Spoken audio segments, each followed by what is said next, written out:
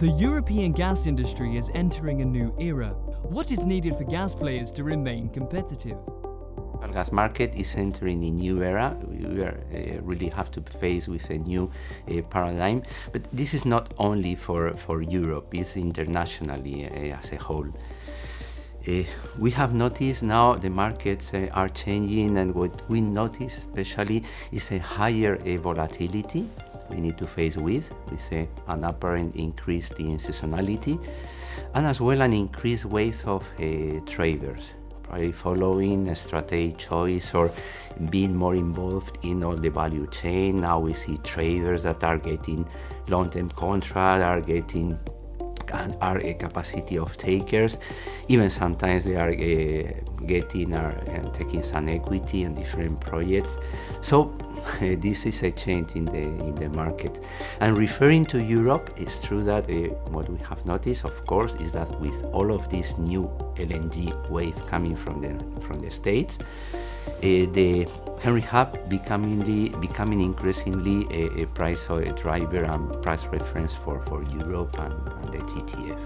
We as a shipper, a gas shipper, in this very highly volatile environment, if we want to be competitive, first of all for me is to assess our business, to assess our price risk, to define our risk appetite, and afterwards to define the risk limits we are willing to bear with. And following that, once you define your risk, then you need to wisely anticipate your cash balance. Let's say it is very important to differentiate from others, and it's very important you know very well your demand profile, your demand curve, and to anticipate some opportunities. Cepsa has unveiled the first multi-product marine fuel supply vessel in Southern Europe. What does the future hold for the use of natural gas in shipping? Very difficult to say, because everybody is talking about the potential growth of LNG bunker in the coming years. But if you see the figures and the forecasts of the different companies, really is rather different. Apparently there are some companies that are betting more for that as LNG as fuel for vessels in the coming year. But at the end, normally really due to the new regulation, and especially as a consequence of the annexes of the IMO rules, and as a consequence of the sulfur cap that will come in 2020. But there are some uncertainties. Really, the reading of growth will depend very much on different things. In any case, we think that in any scenario, the LNG will progressively grow in this market.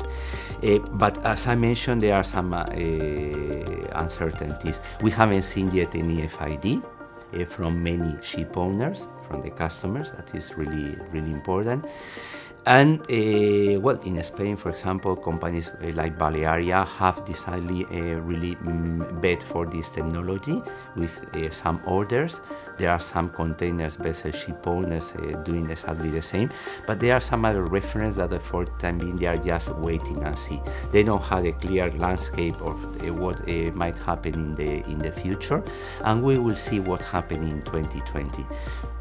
We know very well this market because Cepsa is among the largest bunker players in the world. We are selling the ship owners fuel oil, we are selling them gas oil, and we know the big inertia of the maritime industry. We know that it will take some years, so if the cash flows are not there in the short term, really our model is not based on doing investment and having huge capex. We are trying to profit the synergies with our traditional business. This is why we have bet multi-product barges. I mean, barges that could deliver fuel oil plus gas oil plus LNG, should there is any client interested in having LNG as a fuel, without a big investment. This is clearly our strategy, and we have already begun with this strategy, and we'll try to move forward on that. As part of the Gastech 2018 consortium, what have you most enjoyed at this year's event? Well, really, it's been our first experience as hosting Gastech, but we know very well Gastech. For example, last year I went to Tokyo. I was a speaker in Tokyo. For us, it's an unbelievable event where you can do networking with all the stakeholders in the industry. You learn from the others, you exchange your opinion, especially right now that we still have to define what would be the role of natural gas in the coming decades. It's very important to talk to all the stakeholders. I've learned a lot in just 1 day and a half, because this is the second day, so I hope that the rest of the conference will be as good as it has been until now. The role that the natural gas as a renewable energy could mean in the future, what is being done in this sense, and really I've seen a great interest on that, so recommend everybody that is participating in this energy industry, natural gas, to participate in Gastech. I hope as a host that every of you could enjoy Gastech as I'm doing.